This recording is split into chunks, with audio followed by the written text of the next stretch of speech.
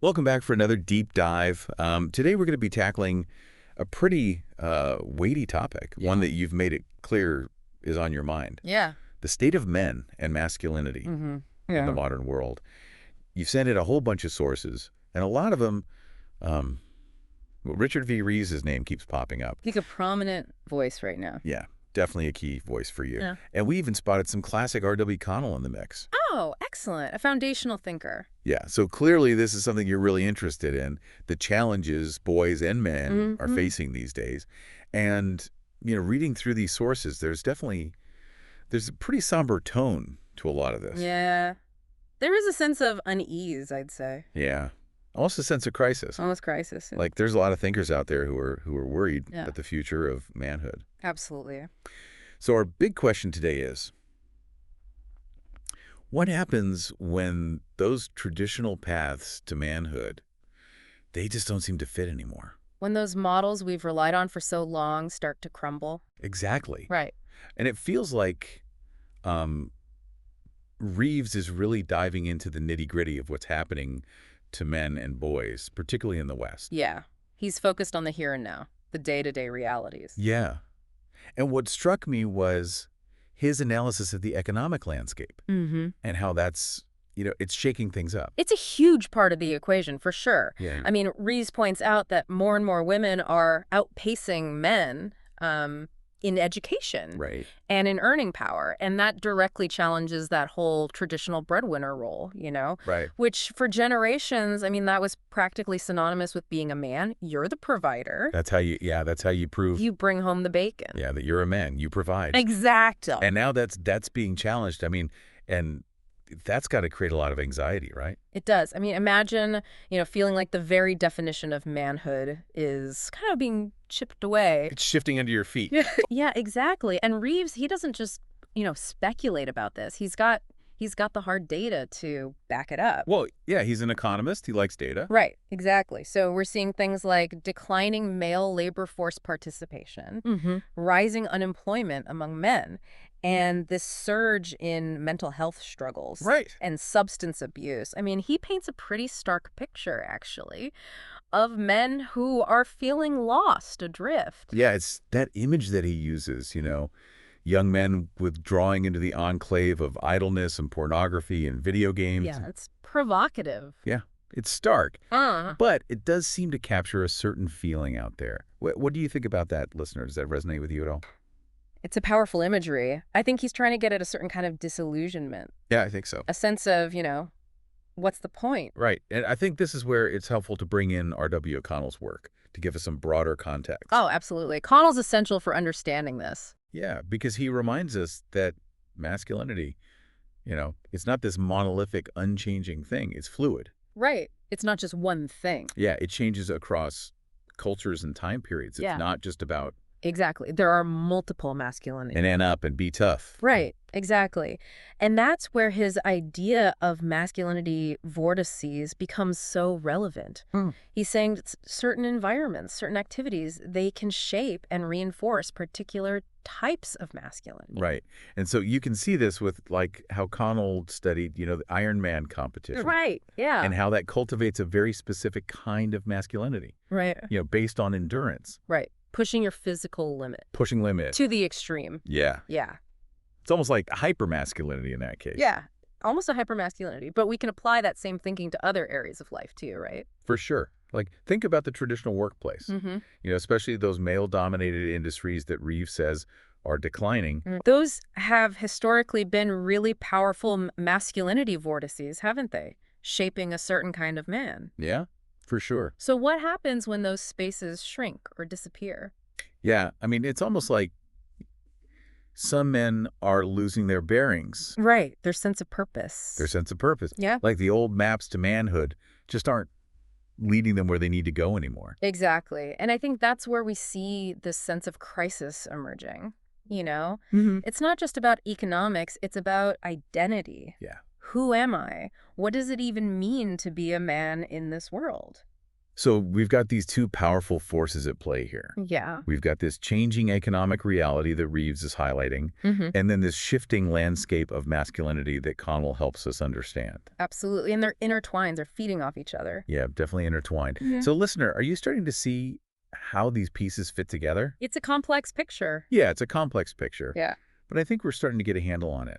Yeah, I think so too. It's like, what's interesting to me is that both Reeves and Connell, even though they're coming at this from different angles, Yes. they both seem to be saying that those traditional masculine ideals, the ones that have been around for like forever, Right. they might actually be hurting men in the modern world. Yeah, there's a common thread there for sure. Like it's not working anymore.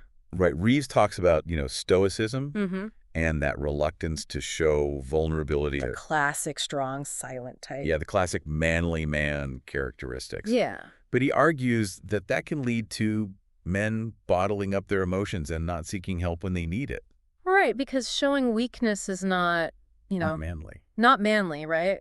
And Connell's research on men's health, it shows there's a direct link between those traditional norms and negative health outcomes. Right. It's not just some abstract idea. Yeah, it's real. It has real-world consequences.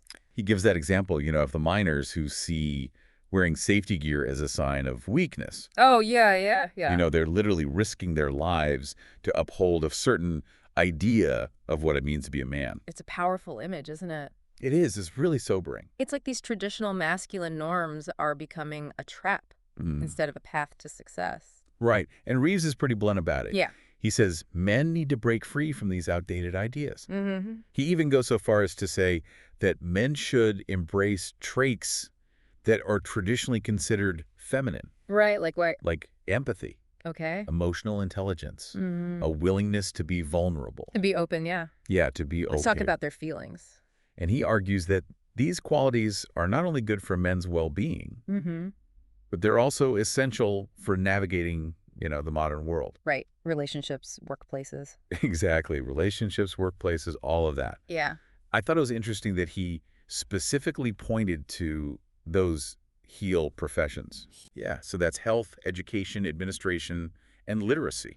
Oh, interesting. And he says that men are underrepresented in these fields. Yeah, those are traditionally seen as more, I guess, Feminine. feminine roles. Yeah, which is interesting. It is. And he thinks that needs to change. He sees an opportunity there. Yeah, he sees a real opportunity for men to find fulfillment and purpose in these roles. And I wonder, if pushing against these rigid gender stereotypes could actually benefit everyone, Right. men and women. Yeah, it's almost like we're at this tipping point where we need to rethink what it means to be a man in the 21st century. And what it means to be a woman, too, probably. Yeah. Like everything's up for grabs. Yeah. And that brings us to the question of solutions, right? Yeah, what do we do? What can we do to help boys and men navigate this new landscape? Right.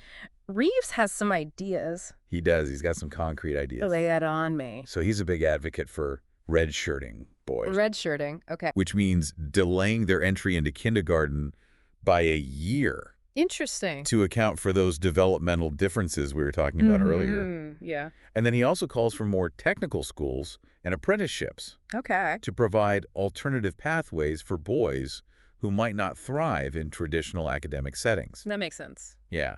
And then he also wants to see more male teachers, More male teachers, okay. particularly in subjects like English, where boys often lag behind. Interesting. So the idea is that having more positive male role models in the classroom could help engage boys and improve their academic outcomes. That's a good thought. Yeah, it's an interesting idea. It makes you wonder, though, is that enough? Right. Is that just the tip of the iceberg? Yeah. Are there even bigger changes that we need to be thinking about?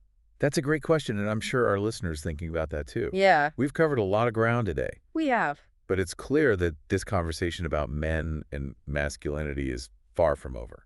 No, it's just getting started. Yeah, just getting started. We've seen how this changing economic landscape and this evolving definition of masculinity are creating a sense of unease, almost a crisis for some. But I think we've also seen that there's a possibility for a new kind of manhood. Right. One that's more adaptable, more well-rounded, Yeah, and ultimately more fulfilling. absolutely. So, listener, what do you think?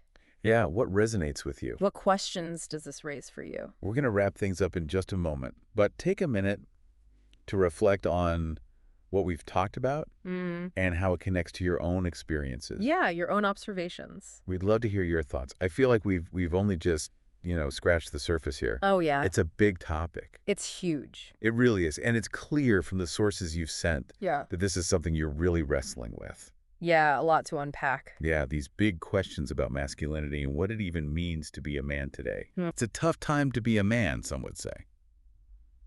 Yeah, and I think, it's easy to get caught up in all the doom and gloom. Right, all the negative stats. Yeah, all the stats about, men dropping out of the workforce, mental health issues. But what I find hopeful in Reeves' work, and even in Connell's theories, is that, there's room for change. Yeah, it's not all bad news. It's not set in stone. Right. It's like we're being forced to confront these old ideas about masculinity and ask, are they really working? Are they serving men? Are they helping them thrive? Yeah. Or are they actually holding them back? It's a valid question. Yeah, and that's where it gets really interesting, right? Absolutely. If those traditional models of manhood aren't working, then what comes next? What's the alternative? What does a healthier masculinity look like? A more adaptable masculinity. Yeah, and Reeves has some ideas, like you said, red-shirting boys, encouraging men into those heel professions. Right, more practical solutions. Yeah, but it feels like those are just starting points. Yeah, for sure. I'm curious, do you think he's too focused on policy solutions?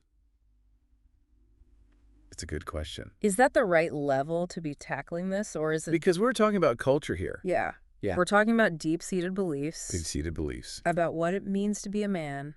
Maybe policy can create some space, But I think real change has to come from a deeper level. Yeah. Maybe it's about redefining what strength even means for men in the 21st century. Yeah, that's a good point. What does it really mean to be a strong man today? Maybe it's not about, suppressing your emotions or always being the breadwinner. Right, the old school image. Maybe it's about having the courage to be vulnerable, to ask for help when you need it. Yeah. To embrace a wider range of qualities. Absolutely. And to find fulfillment in things that haven't traditionally been seen as, masculine. It's about expanding the definition, isn't it? Yeah, exactly. Breaking free from those old boxes. So, listener, this has been a real eye-opener for me. Yeah, me too. And I hope it's given you a lot to think about as well. It's a lot to chew on. It is. We've explored the challenges that men and boys are facing today. The struggles, the anxieties. But we've also, I think, glimpsed a path forward. Yeah, a way to redefine masculinity for the better. A more hopeful future. For men and for everyone, really. Yeah, exactly. It's going to take some work, though. It is. It's going to take honesty and self-reflection and a willingness to challenge those old beliefs. Question everything. So, listener, we'll leave you with this final thought. If strength needs to be redefined for men, what does that look like in your own life? How do you define strength? What steps can you take, even small ones, to create a more authentic and empowered version of masculinity for yourself? Yeah, for the men and boys in your life.